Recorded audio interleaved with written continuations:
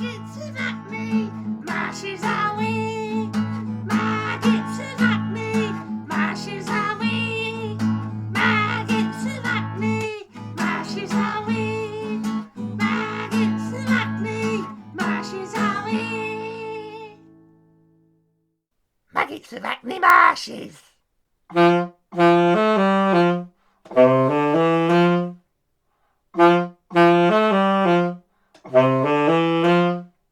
Episode 1.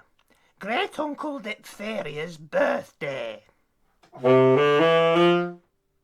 Once upon a time, there was some Maggitts what lived on Acne Marshes. Now these Maggitts was all very happy indeed, 'cause they'd just moved into some plush new accommodation in the decomposing belly of Derek the dead dog, who had deceased the day before yesterday in an horrific bugling accident. It was a very fine day in the middle of May, and everybody agreed it was a particularly very fine day today, because it was Great Uncle Diphtheria's birthday, and there was to be a big party to celebrate. All the Maggitts was invited, except for Marvin Maggitt, who was a big bollocks. Everybody said he was a big bollocks, even Marvin. Windy Mindy, the slutty weasel, had kindly though tacitly agreed to host the party in her generously proportioned, if tastelessly appointed, weasel womb. All the Maggitts were very excited, especially little Mirth Maggit, who liked parties very much, and weasel wombs even better. "Oh, Mummy, can I wear me new jazzy pantaloons? Can I?" implored Mirth, waggling his lower segments with glee as Mummy Maggit put the finishing touches to Great Uncle Diphtheria's birthday bowels. She baked them in the shape of a Fallopia convolvulus, especially for Great Uncle Diphtheria, 'cause bowels was his favourite food, and Fallopia convolvulus was his favourite flower. He said it looked like a trumpet, and you could often find him a-tooting, loudly and rather recklessly due to his being hard of hearing, on a pretty little bindweed on a lazy afternoon, like a willowy wormstrog or subbit. "Of course you can wear your jazzy pantaloons, my lovely little Maggit," smiled Mummy Maggit. "But first, I need you to take these birthday bowls over to Auntie Maggie Maggit's place, so that Uncle Diphtheria doesn't spot 'em and scoff 'em all before his party." "Thanks, Mummy, you're the fly's eyes," grinned Mirth Maggit. This was going to be the best day ever.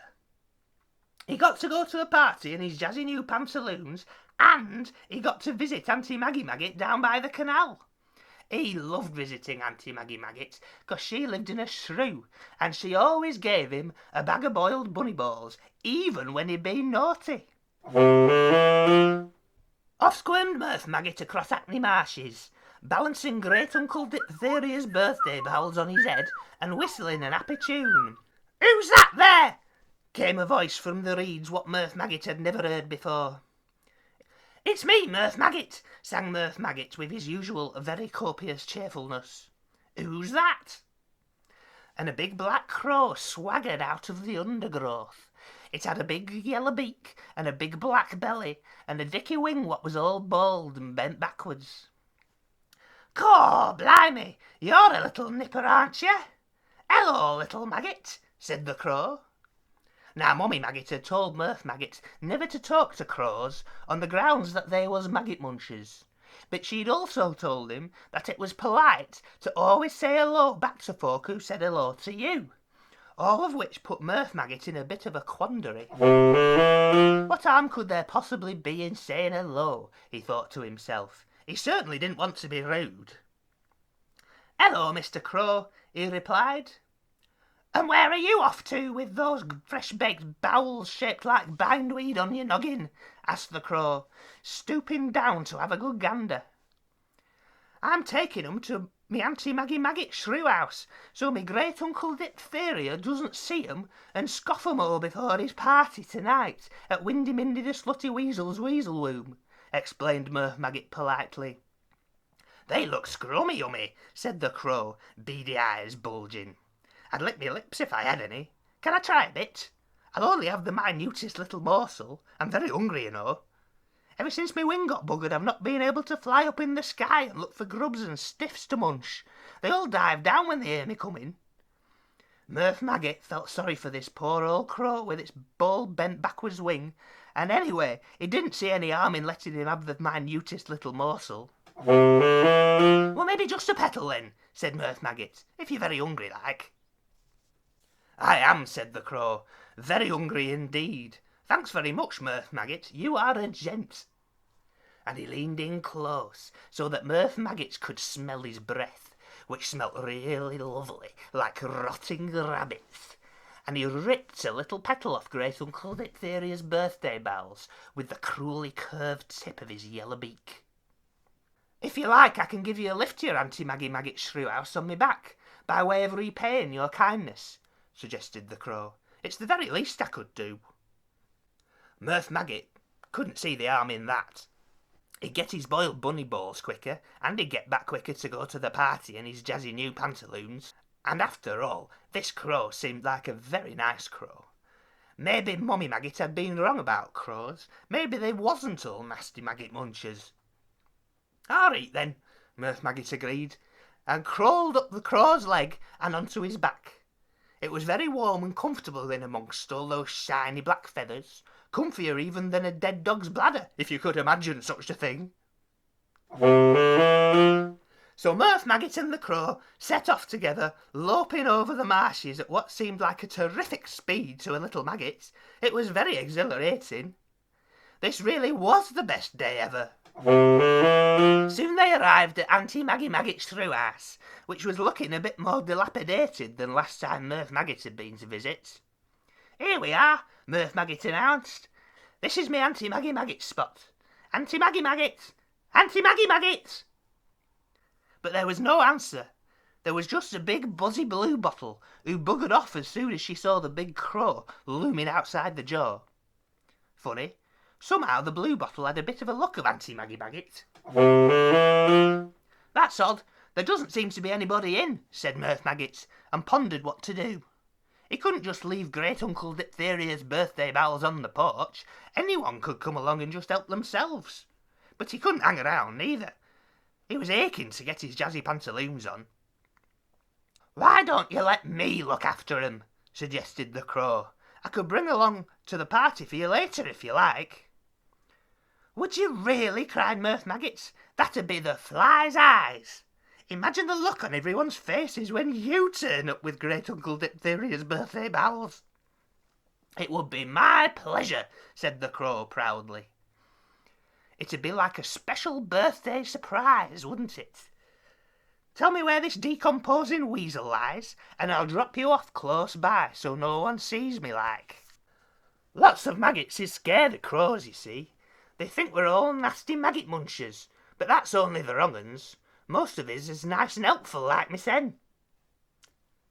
"I've got to go home first to put on my party pants," said Murph Maggit. "I'll point out Windy Mindy on the way."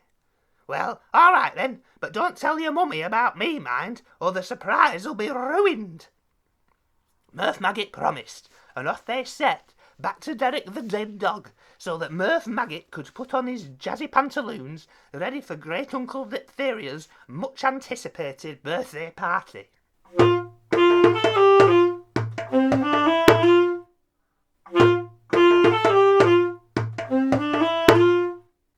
When Murph Maggit arrived, all the other maggots was almost ready already.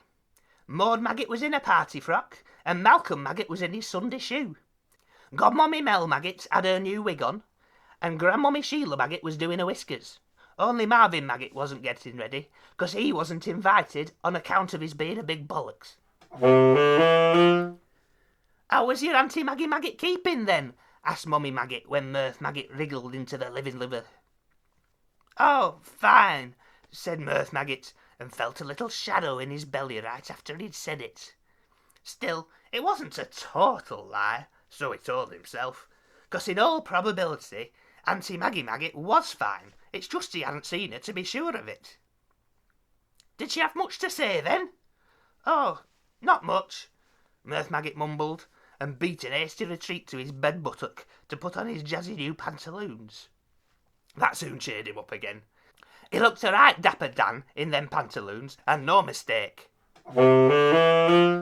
All set, Maggitts? Cousin Melvin Maggitts shouted. He was a reet bossy britches, was Cousin Melvin Maggitts. We best be getting off. Don't want the birthday Maggitt to be late for his own birthday party now, do we? And they all gathered in the doorway. Murph Maggitts and Mommy Maggitts and Melvin Maggitts and Maud Maggitts and Malcolm Maggitts and Godmummy Mel Maggitts in a wig and Grandmummy Sheila Maggitts with her fresh curled whiskers. And of course, Great Uncle Diphtheria himself, who was sporting a particularly fine birthday cravat made of bone marrow and congealed gastric juices. What a lot of Bobby Dazzlers they all looked, except for Marvin Maggitts, of course, who wasn't coming because he was a big bollocks. This was going to be the best party ever.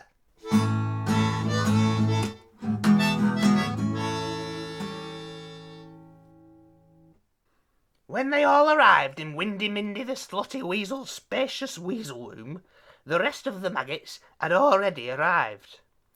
Dodgy Uncle Mick Maggitt was there, and Molly Maggitt and the naughty twins Myrtle Maggitt and Squirtle Maggitt. Mr. Grub the police Maggitt was there, and even Wizzy Worm the magic Maggitt. Honorary Maggitt Slugger Slug wasn't there, though. Mr. Grub had locked him up in the rib cage the night before for sliming up Edwin the expired eel. How was Maggitt supposed to have their evening meal if it were all slicked up with slug slime? Anyways, everyone was having a brilliant time of it already. Windy Mindy's weasel room was all decked out with lizard gizzards and sparkling moth-eye mirror balls, mole's mitts fans and weaved fox fur rugs.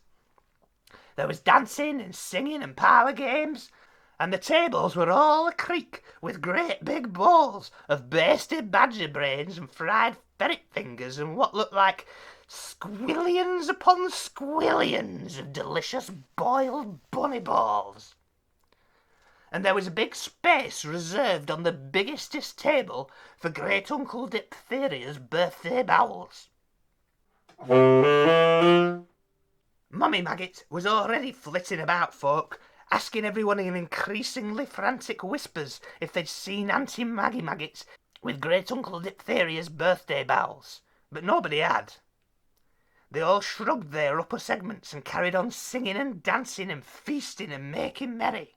The party was just about reaching full swing when suddenly there was a great commotion outside Windy Mindy's cervix entrance. A terrible squawking and screaming and flapping and cawing like a fleet of hungry maggot munchers come to devour weasel and maggot flesh and badger brains and ferret fingers and bunny balls and all the like with their terrible yellow beaks. Dodgy Uncle Mick Maggitt dove for cover up a long dark tunnel along with Molly Maggitt and Myrtle and Squirtle. Mr. Grub wriggled around in manic circles, weeping and pleading hysterically for calm.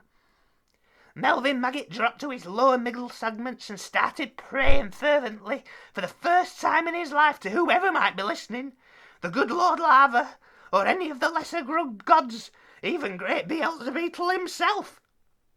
Wizzy Worm lapped into a trance and concentrated all his Maggitt-mancy on turning into a fly and buzzing off, but to no avail. Maud Maggitt and Malcolm Maggitt cowered in mortal fear, while Great Uncle Diphtheria sat masticating slowly in an unruffled kingly repose, which may have been on account of his wise, enlightened view on the way things is, or possibly due to his being already half drunk on fermented bug juice and deaf as an earless coot. Of all the Maggitts, only Godmummy Mel, Grandmummy Sheila and Mummy Maggitt had the gumption to tip-tail along to Windy Mindy's cervix entrance and take a peek through the front lips. Murph Maggitt peered with foreboding from under Mummy Maggitt's skirts, and he nearly fainted at the sight of it. 16 splendid crows with slick-down feathers, all decked out in swishy smart teddybird suits with clean white socks and polished buckle black loafers, strutted in a line, shoulder to shoulder, clicking their wingtips and skiffling their crow feet in unison. A 17th crow, distinctive for his ball-broken wing and trendy eye shades, crooned a special birthday blues for great-uncle Diphtheria. On his greased-up back rode Auntie Maggitts, precariously wielding a plate of birthday bowels in the shape of a beautiful Fallopia convolvulus, minus one petal, as her slippery carrion steed jigged and jived and hollered with gusto beneath her bountiful buttock segments. "Oh, my good Lord Lava!" shrieked Godmommy Mel Maggitt with joy. "Murph, go fetch great-uncle Diphtheria. Looks like Auntie's booked him a band." Giddy with relief, Murph skipped and skied back to the weasel womb and announced in as big a voice as his little lungs could muster that there was live music and dancing laid on outside and that everyone should come at once to see. Looking various shades of embarrassed, except for great-uncle Diphtheria, of course, who was never the type to have been embarrassed in all his long life, the rest of the revellers emerged from their hidey-holes and terror thoughts, gathered their collective composure, and with nervous laughs and sideways glances, all made their way outside to see the unexpected performance. Maggitts and Acne, Marshes are we. Maggitts and Acne, Marshes are we. At the final exultant chord, the croners bowed deeply, and the audience whooped and clamoured for more. Great-uncle Diphtheria, pink with delight, lowered his bindweed ear trumpet and sat beaming wide as you like as Auntie Maggitt slid nimbly from her perch and presented him with his birthday bowels. "You've young Murph to thank for all this," she said, preempting his explosion of gratitude. "I came across this bent-winged crow near your place as I was retouring from me morning constitutional. Thought it had half-inched your birthday bowels, but it turned out it were only looking after them on Murph's instructions. Said he'd met Murph earlier and was so impressed with his manners and kindness that he thought he'd go that extra mile and put on a show for us all. Isn't that nice?" Everybody brayed their concurrence and awarded Murph with a barrage of congratulatory back segment slaps and upper segment squeezes, uttering various approving murmurs about good eggs and dog's danglers. The troop of bluesbirds were invited to stay and join the party, and once they'd all recovered from the fright of it, and Melvin Maggitt had renounced his religion, and Mr. Grubb had recovered his baritone, if not his dignity, everyone had a thoroughly marvellous time. Everyone, that is, except for Slugger Slug, who ruminated darkly in his slimy cell, and poor old Marvin Maggitt, who was, and ever shall be, a big bollocks. The end. Maggitts and Acne, Marshes are we.